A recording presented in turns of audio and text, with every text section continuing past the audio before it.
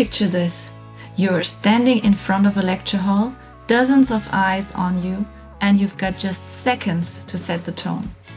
What is the secret to capturing attention from the very first word and leaving a lasting impression at the end? Today I'm sharing with you how I start and end my university lectures. When I started doing it this way, it changed everything. I didn't understand in the beginning when I was starting to teach how important the beginning and the end of a lecture are. They are crucial. If you mess up the beginning, the end is not even important. I would like to share my experiences, and maybe for some young educators out there or future educators, so for PhD students that's starting to assist in lectures or practical courses, this might be helpful. Not everything that's possible or that people do fits to the personality. So I have to do what fits to my personality. And I will give you an example later what doesn't fit to my personality. And the starting and ending a lecture, what I tell you today, also from my experience, fits as well to an online format. How to start a lecture. It starts before the lecture starts. So I always make sure that I'm in the lecture hall before, being all set up, have my materials set up, making sure the blackboard or whiteboard is clean and ready. And obviously I have also tested the tech side. When I meet the students the first time, I would introduce myself. I share some information about my academic background and about my area of research. So just that there is something in the heads of the students, a picture, how they can picture me in my everyday life. And yes, I do select what I tell them as my introduction based on the topic of the lecture. We not always teach exactly what we are experts in, right? And especially if we have undergraduate classes, sometimes how many years back we ever learned ourselves about this and that topic, and now we are supposed to teach it. And then I'm really transparent. I also mention then, today we talk about this and that, and that's not my expertise, but it was very exciting to brush up on my own knowledge about this topic, and I brought some interesting bits and pieces that I came across along the way of preparing this lecture. Transparency is really key for me in lecturing, and it started to be the main aspect of me teaching as a young academic, one would say.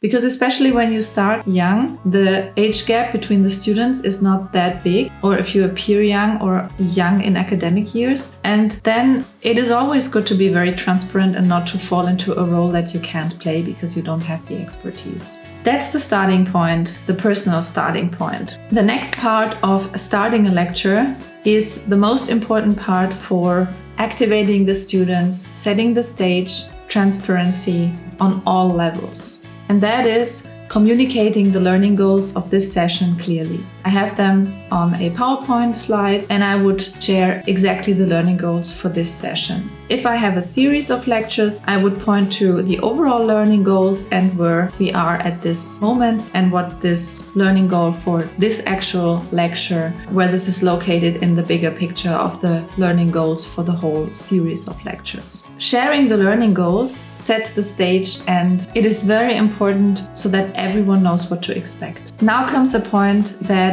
I am personally not good at, so I don't do it, but I have seen people doing it, and I also have seen young educators and young academics doing it. That's a matter of if it fits your personality or not. You have to decide, and I suggest try it out and try how it feels, and then evaluate at the end, is this for me or not? It can be very efficient. What I'm talking about is to start the lecture with a provoking question, with a curiosity rising science fact, or for example with a newspaper article cover, yellow press, or something that is a little bit on the edge of in the YouTube world you would say clickbait. Try it out, because this is a way that you can really activate the audience and make them curious and think, because it's unexpected. The type of activation method that I use in every lecture that I give is I would start with a poll or with a question, a yes or no question. And this is for the sake of addressing the audience directly. I want to know what is the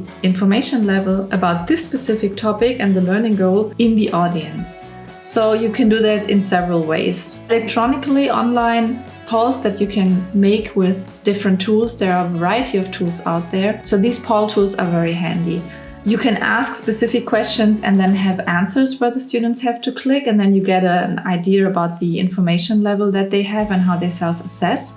But what I like to do is I like to really ask for keywords. And then I ask them to put everything down into a poll, into a form, and it would make me a word cloud. And this is really cool because live, everybody sees that it's a group activity, everybody can contribute, it's scanning a QR code and then typing in keywords. And even if you're not that prepared for the lecture, it drives activating the brain. You can use this word cloud really effectively, as the words that were put into the system by many people would appear larger. You have an idea, and everybody in the audience has an idea of how much knowledge is around some keyword. One can switch a little bit the focus and spend a little more time on the topics that are less known in the audience. This word cloud is very cool also to refer back. If a student has put in a special keyword that is very interesting, this word cloud is anonymous, so no one knows who has put this word in. But I can use these words and I can ask, if I come across something in the ongoing lecture, I could ask the audience, oh, there was this interesting keyword. Does whoever has put this in would like to comment? 50-50 is my experience. Someone would speak up or not. And it doesn't matter if then they don't want to contribute and they don't want to talk, because they still feel seen. I schedule 3 to 5 minutes for this word cloud if I'm online.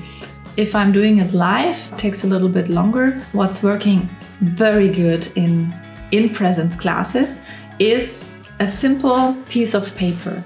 So sometimes I go to the printer before I have class and I take out like just some sheets of paper and I give every student a piece of paper, just plain white paper. There's nothing printed on it. And then I ask the students for this and this topic, write down all you know. And you would be surprised what's on these pieces of paper. I give them 1 minute because 1 minute is very long. And how it works, I would then start at some corner in the class. This is very good for in-presence activity. And I would say, just read out one. And if the next person has a new one to add, then say it, and so on and so forth. So we collect really everything, and I would also write it on the whiteboard, and we have a bigger picture of what they already came across in previous lectures.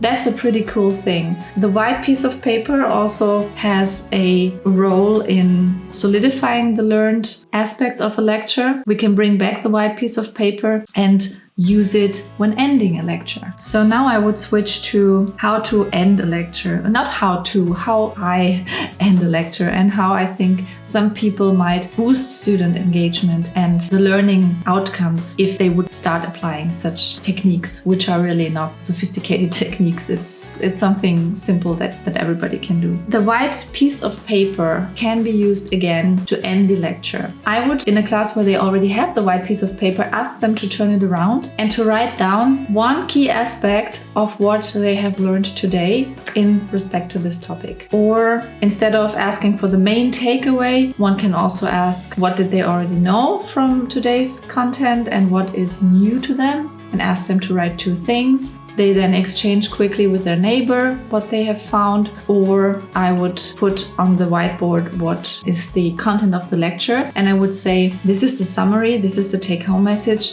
So check on your papers. Do you have at least one of these aspects written down? Success. If not, then you know now which of those aspects you should spend a little more time on at home when you go back through the slides. So whatever works in a scenario is helpful. That brings me to the point of summarizing the take-home messages. This can be exactly the same as the learning goals.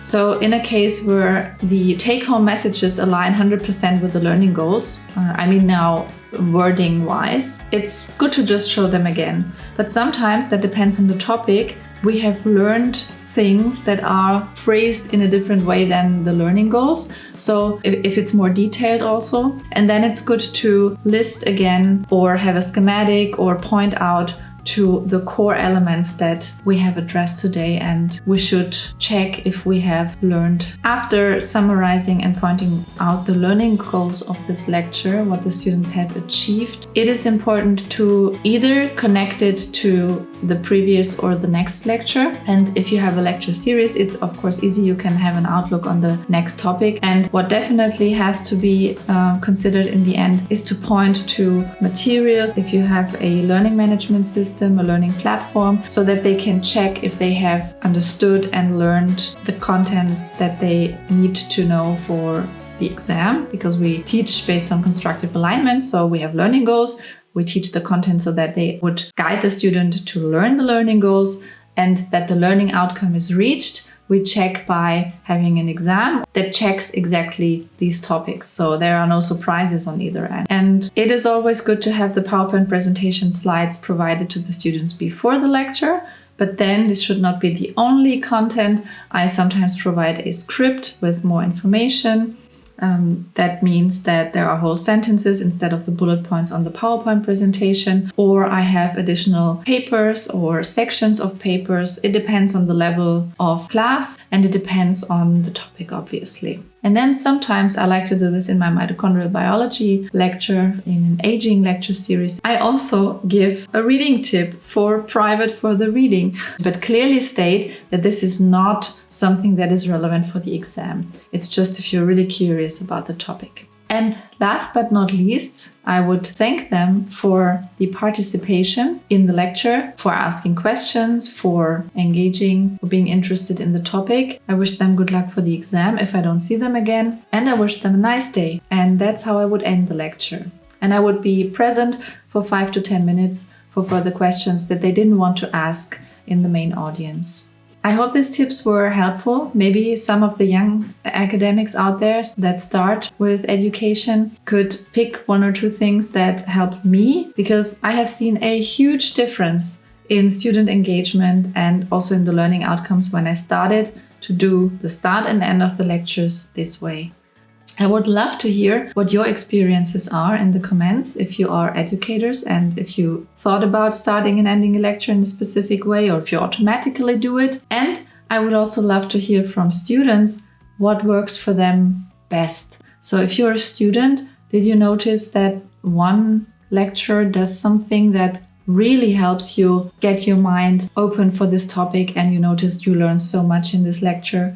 Share your experiences. I would just love to hear. And I also am always curious to learn new things that I could try and implement in my teaching. Happy teaching.